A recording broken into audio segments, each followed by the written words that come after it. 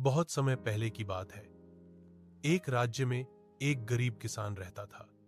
वह ईमानदार और मेहनती था। दिन रात खेतों में काम करता, लेकिन उसकी हालत कभी नहीं सुधरती थी।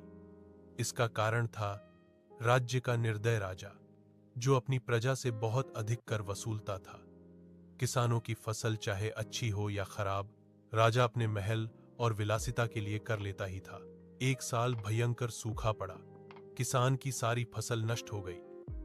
भूख से परेशान किसान राजा के दरबार में गया और बोला, महाराज, हम भूखे मर रहे हैं, कुछ सहायता करें। पर राजा ने हंसकर कहा, अगर खेत नहीं उपजाए तो मेरे काम का नहीं। यह सुनकर किसान दुखी होकर लौट गया और भगवान से न्याय की प्रार्थना करने लगा।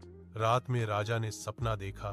भगवान ने कहा, जिस प्रजा की रक्षा करना तुम्हारा धर्म है, उसी को तुम दुख दे रहे हो।